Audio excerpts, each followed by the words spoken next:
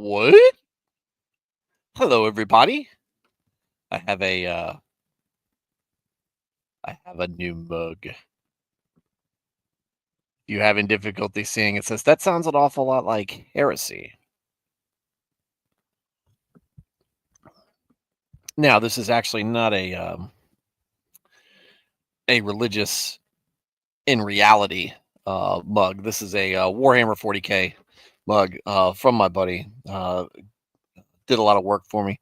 I don't know if I pointed this out. He etched some of these for me. These are coasters he made, wood coasters that he put the some symbols on. I got a bunch of these. This one's got the Inquisition, so this is the one that sits next to me all the time. And yeah, it's awesome. So very thankful for that. But um, enjoying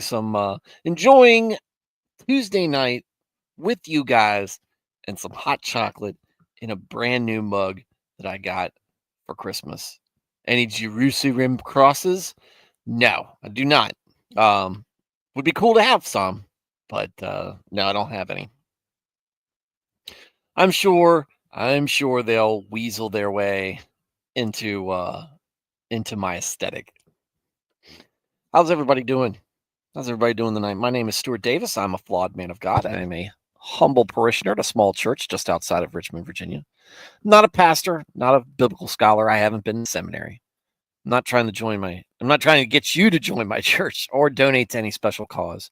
What I'm here to do is talk about God, talk about Jesus, talk about the Holy Spirit, talk about the Bible, talk about Christianity, talk about a wide variety of different topics, issues, and current events, and give you my perspective on them.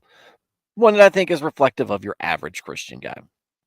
I've been a Christian all my life, 42 years, non-denominational Protestant.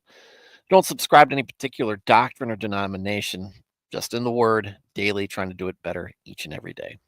Sometimes I'll do it right, sometimes I'll get it wrong, but no matter what, if you are watching this show, if you are catching my voice on the air, you can count on getting my honest takes and opinions on whatever it is that we're discussing. So,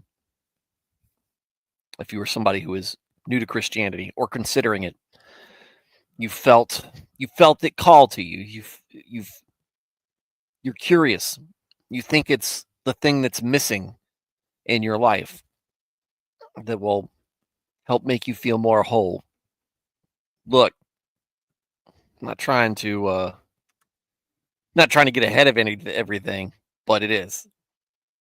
It is exactly what you think it is. If you don't have Jesus in your life right now and you're wanting to bring him in, yeah, he's definitely what's missing.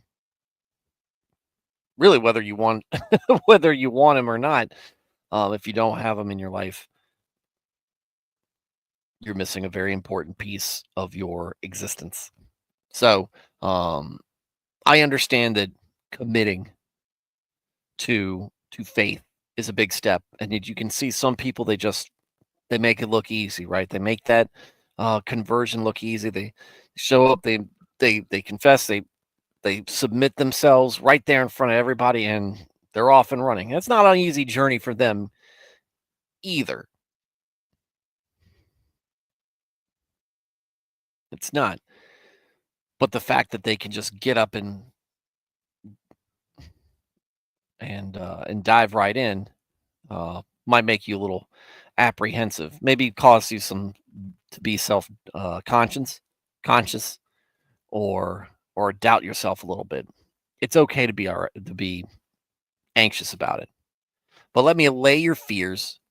Let me give you the motivation that you need to say that you're on the right track. If you are earnestly, obediently, faithfully following Christ, or looking to do that, then you're on the right path, and it is the greatest decision you'll make in your life. So take those next steps.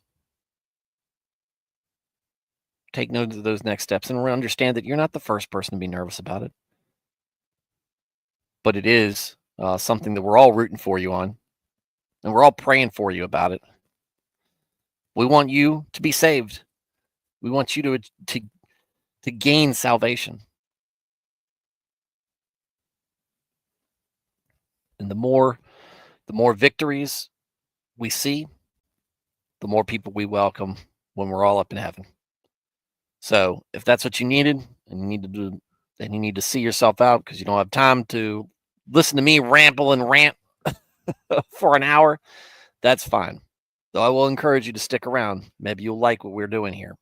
But I just want to get out of the way. The most important part is bringing Christ into your life. So, if you are already a Christian and you just enjoy Christian topics and discussions, welcome as well.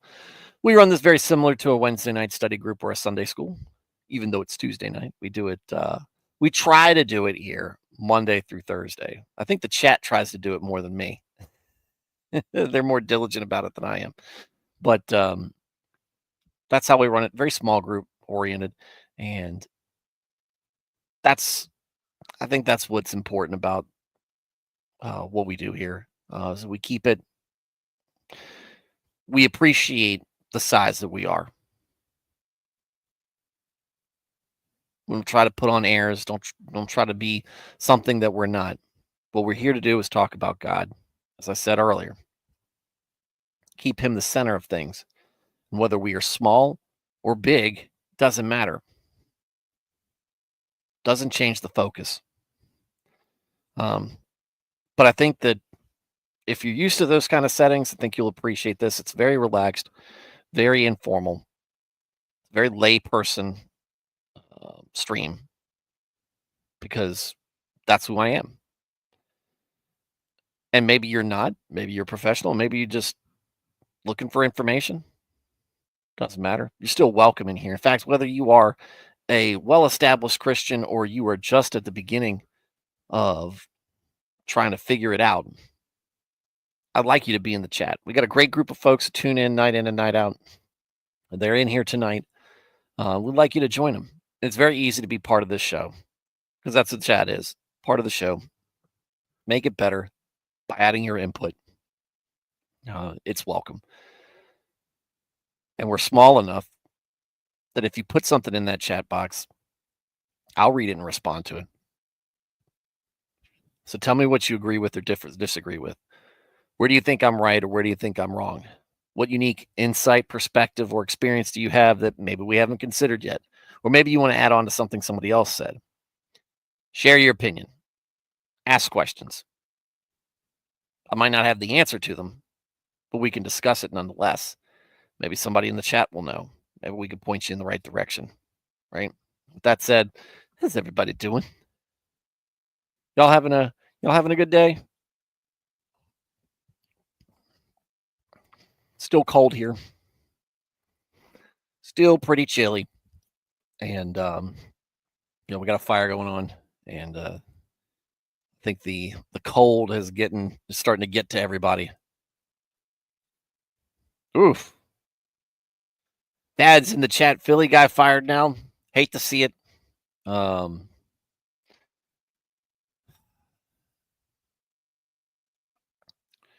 You're not safe. You're not safe with your behavior anywhere these days. And unfortunately, that is something that we haven't figured out as a society. One, how to let things go.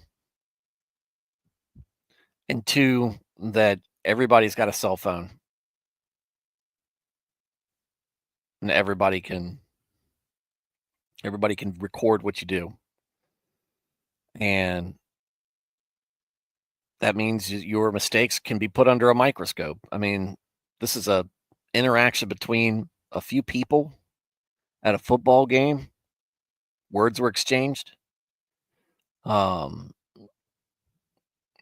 were a lot of emotions going on because people get stupidly emotional. I speak for myself. We get stupidly emotional over sports ball. And this one blew up. And I don't think anybody was actually hurt, other than maybe some feelings. And while probably some apologies should have been made, certainly a man's career shouldn't have been affected by this. But here he is all over the news. I heard about it this morning. starting my day off at work, listening to commentary about it. Is it really something that is big enough of a deal that we should be talking about it as a nation? Eh, doubtful. So pray for the guy, that he lands on his feet, that he learns his lesson. Um, he's got bills to pay. He's probably got people he's responsible for.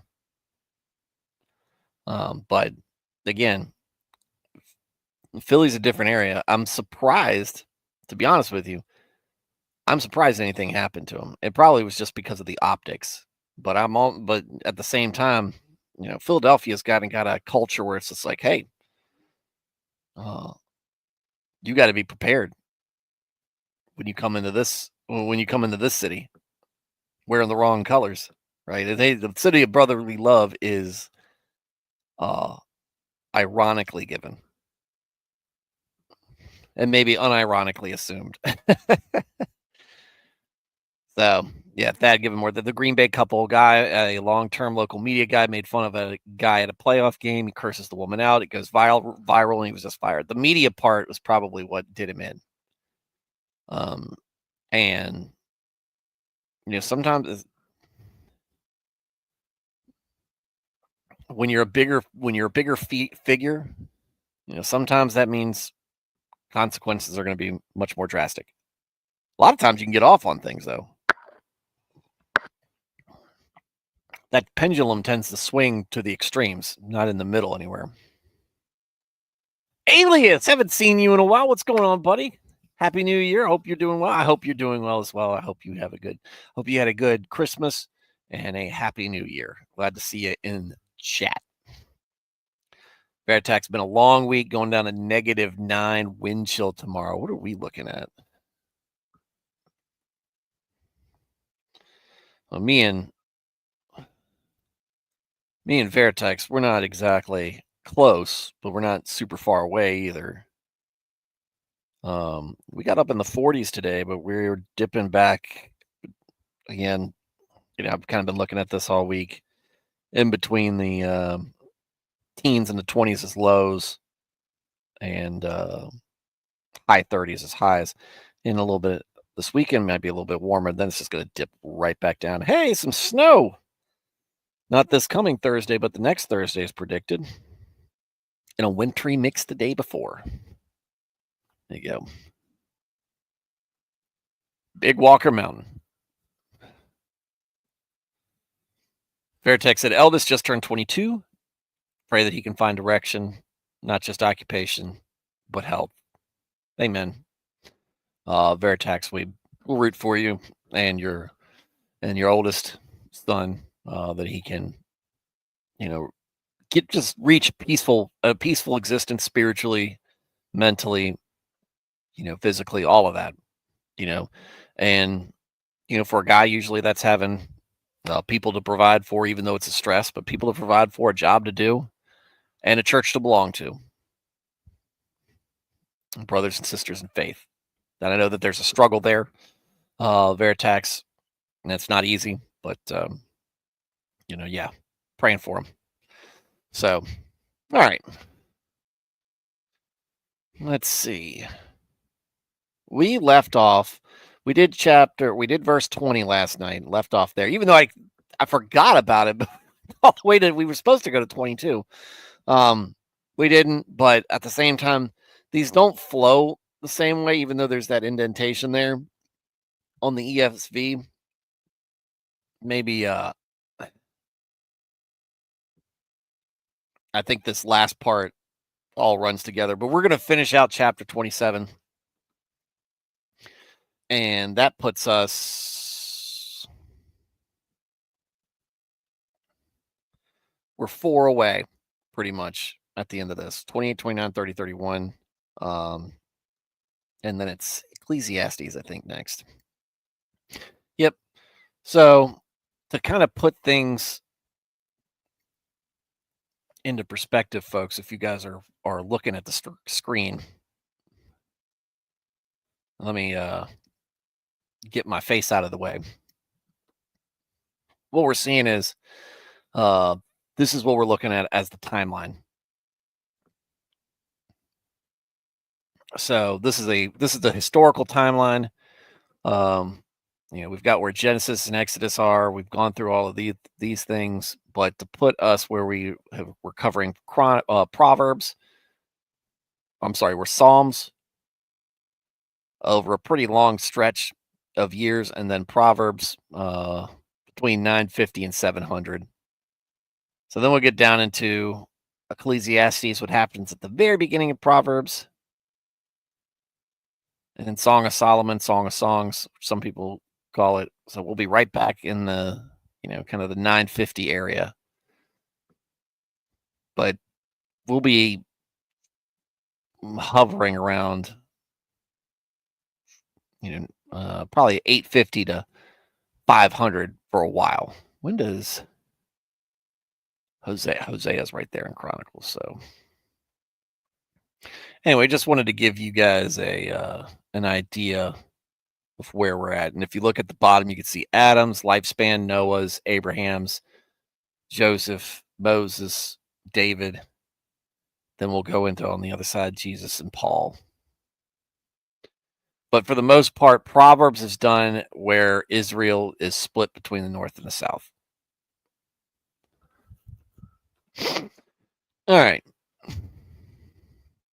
Let's get back to it.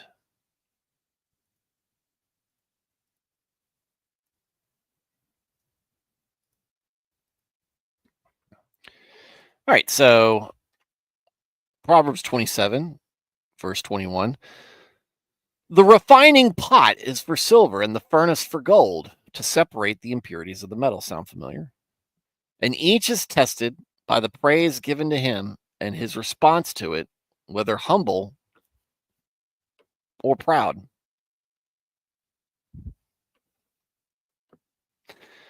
Matt felt it. Yeah, you did it. You cut all the waste,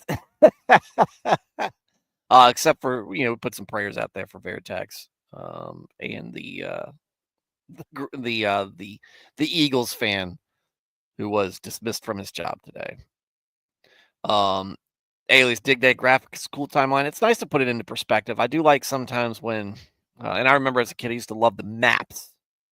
I feel like Bilbo Baggins sometimes, where he just loves maps. I love looking at maps and kind of seeing where everything's playing out. It's getting a visual aid, getting that timeline out there, and that beautiful timeline that beautiful image of all the places that the Bible reference itself. It's a great, just absolutely amazing image. It just kind of really tells you why the Bible is so. It's not just random. It's not just a random collection of books. It's books that tie into each other. It just kind of gives you that a little bit more reinforcement of its inerrancy. So, all right. So, like we were saying, the refining pot is for silver and the furnace for gold to separate impurities of the metal, and each is tested by the praise given to him and his response to it, whether humble or proud. To me, I feel like this is like when you're put in the gauntlet of life, right? When you're put through different things that happen to you, how you respond to it is how you were weighed and measured oftentimes. How you did in that particular situation. And at the end of it, how do you look back on it? Do you look back on it with pride? Do you look back on it with humility? How did you go through it? Did you mess up a lot? Did you ace it? Somewhere in between, likely for the most of us.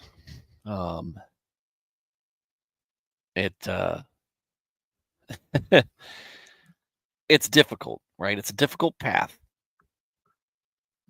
but that is our responsibility. Life's not easy,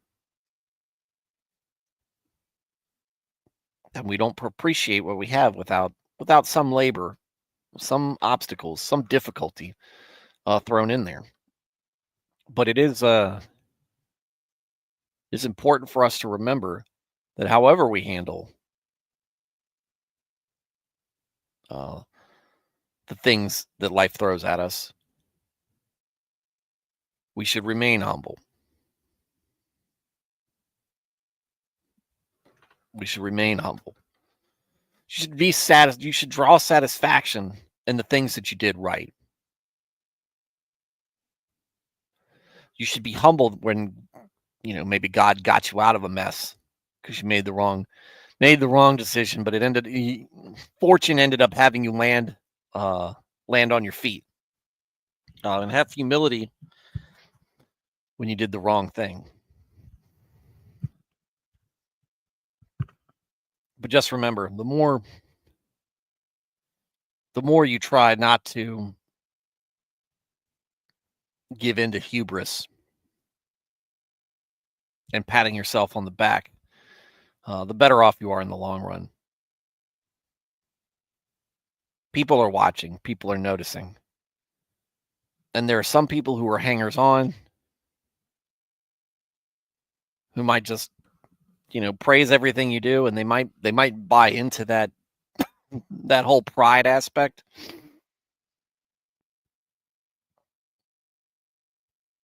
But those people aren't folks that are going to hold you accountable.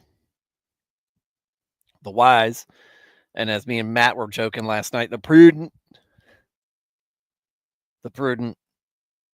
are paying attention in how you handle yourself, both in victory and defeat, successes and failures, and all the in between. 22. Even though you pound a hardened, arrogant fool who rejects wisdom in a mortar. Hold on, let's start. Even though you pound a hardened, arrogant fool who rejects wisdom in a mortar with a pestle like grain, his foolishness will not leave him. You cannot beat the stupid out of people. Take it as a different spin on the beatings will continue until morale improves. The beatings will continue until the stupid stops. You can try, though. Yeah, you can try. You try a lot of things. Doesn't mean it's going to pan out for you.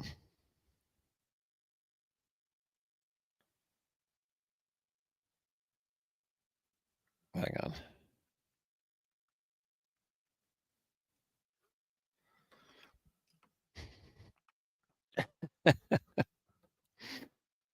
Look, you can punish people for mistakes that they make. You can hold them accountable.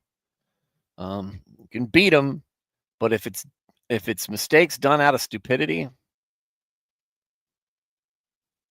like real foolishness, that's not going to work.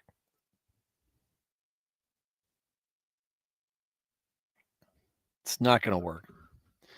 Obstinance, that's something different. What's going on here?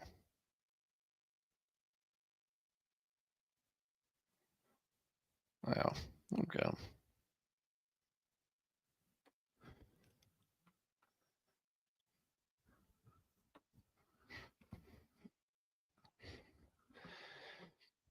You can correct misbehavior. Somebody's trying to do just making the wrong choice.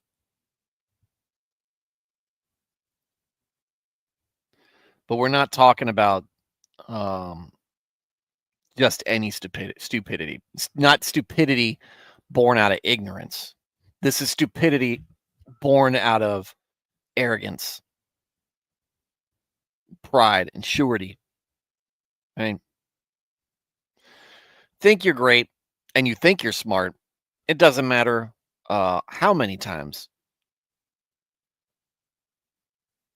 you are given your comeuppance. You're always going to have an excuse. You're always going to have a reason you were still right.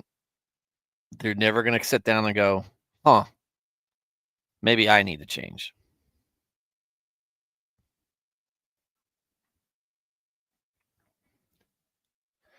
Maybe I need to figure things out differently. Maybe I need to take this as a lesson. No, it's always somebody. It's always somebody else's fault. It's always dumb luck. It's always um, something other than you. And that's the stupidity you really can't beat out of people.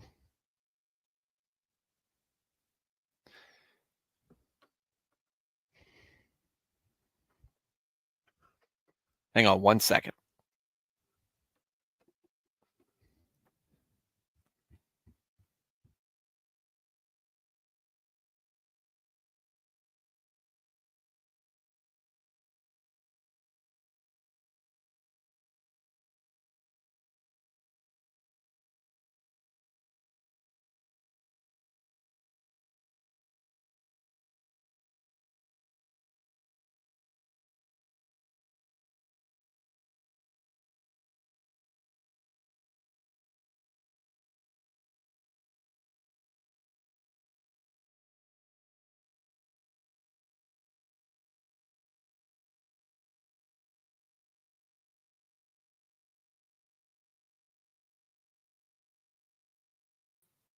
All right.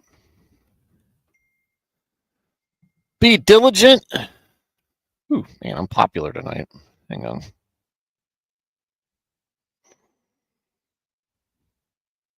Okay. Be diligent to know the condition of your flocks and pay attention to your herds.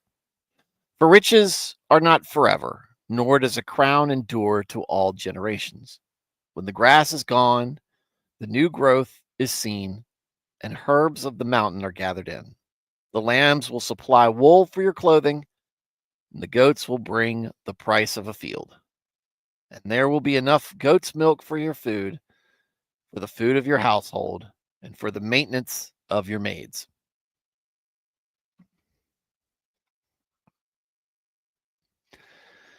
This is just good, smart management, right? Managing your household, managing your business, managing your affairs. Be diligent to know the condition of your flocks and pay attention to your herds. Know what's going on around you. Don't have your head in the sand or in the clouds doing whatever, thinking that somebody else has got it all figured out, especially us as men, right? We're the leaders of the family. So we definitely need to know what's going on. Now, maybe your wife is the whiz at making sure it all operates like a well oiled machine. Maybe she's got things on schedule. Maybe she's got that house running like a top. But you should be aware of that for the bare minimum to make sure that it's there and that she's appreciated for that. Riches are not forever, nor does a crown endure to all generations. How do we know this? We've seen it. We're in Proverbs right now, but we've been through through Kings and Chronicles. We saw it in Judges. That's the scary thing is you see so many very solid, godly men have kids that are decidedly not.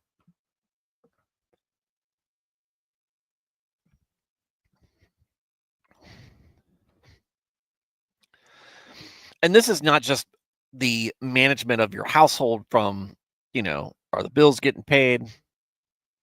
Are, um, is the roof not leaking? Is the house in good condition? Um, do we have plenty of food and supplies like toilet paper and stuff like that? Trust me, I know if you're married, you've got a woman in your house, you're going through toilet paper. Nothing shocked me more than the amount of toilet paper I went from being uh, living with a roommate who was a dude to me and my wife living together. But it goes beyond just that. This is also the spiritual level. Know the condition of your flocks. Know the condition of the people who are under your charge, who are under your umbrella. And a lot of times with this wasn't just a man who was in charge of his family, but also in charge of maybe employees. And a good, good godly person who has people under their charge is also, worried about their spiritual well-being. If you've ever worked for a really good Christian-based company, a lot of times you'll see the owner of that company, like if it's small or whatnot, kind of care about that. I've seen it myself. I've worked for somebody who was like that. I have friends who are those type of small business owners who are faith-minded and looking out for their employees. And I'm married to one. So, this works on a spiritual level. But as husbands, that's most part because I don't see our resident lady in here. But for those of us that's as husbands, being aware of where everybody's head's at, where everybody's soul is at, being there to support them. And your immediate is you and your wife, you and your kids. Look after them. Because it doesn't last, it doesn't always continue through the generations. All it takes is one person falling away.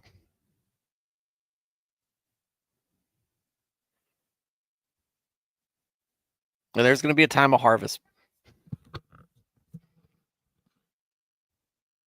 Time when we're called home. Time when we're in trouble. And we're going to need to lean against each other and lean against God, lean on God. Pray for each other. Work for each other. Pick each other up. Not be afraid to call for help. And there can be times where there can be seasons where it's good. Times are good. And it's important in those times to spread those blessings.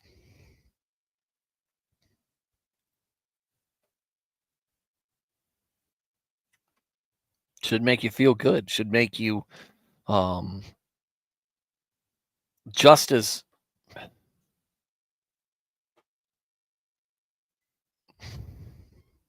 fulfilled as when blessings come to you.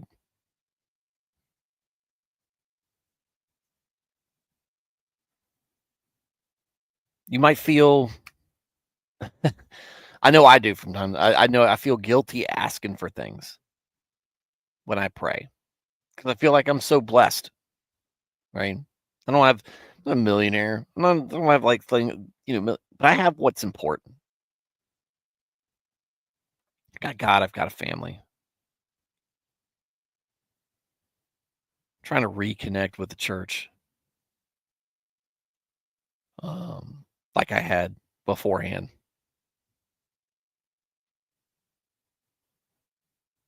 Got a house in a good area. I got things to be thankful for. I've got luxury. And so I feel guilty when I pray and I ask for things.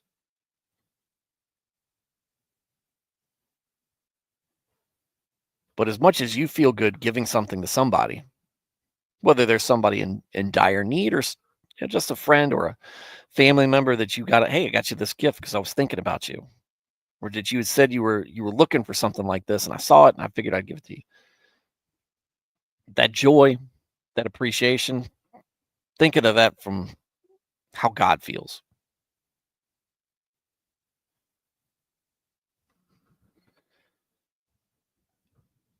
He wants us to ask. He wants us to come to him and talk. And I know that, it seems like a meme that a lot of people is like, oh, they talk the relationship with God. There needs to be a spiritual relationship there. You need to be talking to him. That's not all there is to your faith. It better not be, because if it is, it's pretty shallow. But there should be that.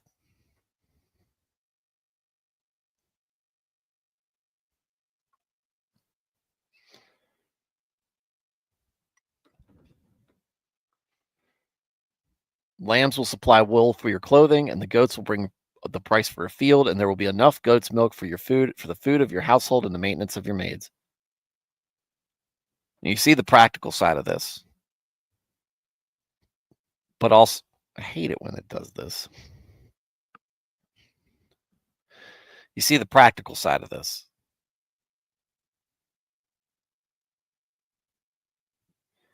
That's, again, the spiritual side.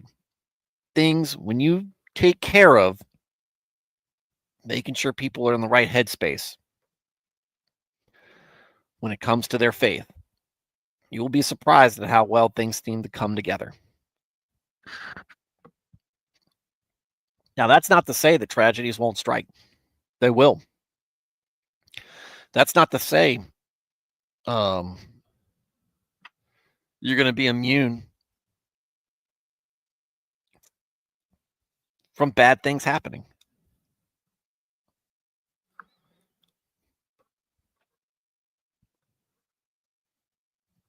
But you're going to be better prepared to deal with it. You'll be better set up to withstand it.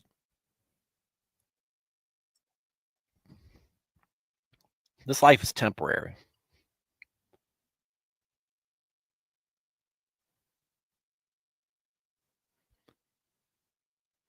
And you don't know when your time is going to be.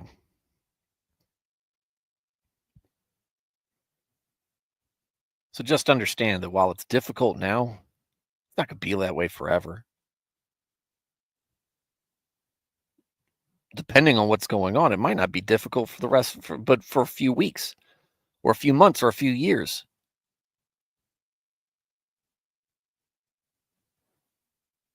Sure, some things will stay with you forever. If it's bad enough, it'll stay with you forever. Or for the rest of your life, anyway.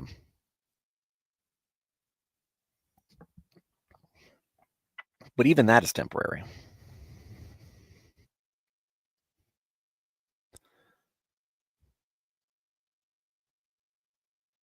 When you get to heaven,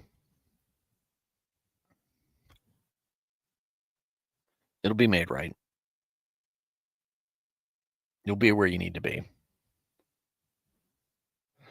You'll be where you're wanted to be.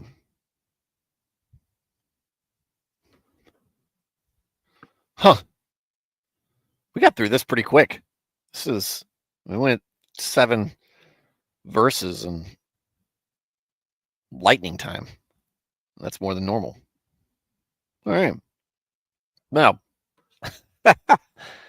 y'all been kind of quiet, but still talking. I don't know. They just kind of breezed right through that. All right. Well, with that said, that'll be our reading for tonight. So, Matt Felty, Alex Moore, forgot to say hello. How's it going, Alex? Saw you when you popped up. I was in the middle of a thought. Matt said, "Woman comes soon." Chapter 31. At the end, I'm sure there's a joke there. Some of this is there. I think really, Matt, I really think some of this is throughout Proverbs, right? Because we can make the sexist jokes about, an unhappy wife, quarrelsome woman.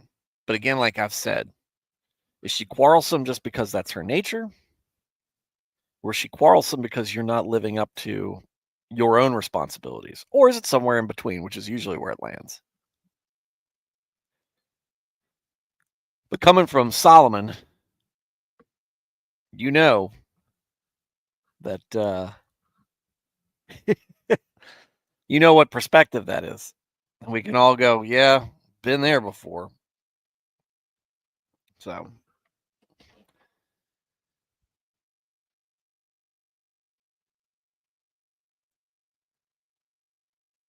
but it's important to understand those proverbs have something to do with, maybe cleaning up our own act, or us maybe giving grace.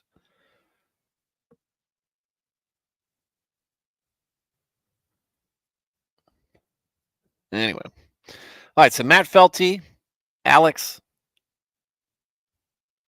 Alias, another one I missed. If you're going to be stupid, then you got to be tough. Got to be tired of trying to be tough. Yeah. Well, like that's the difference.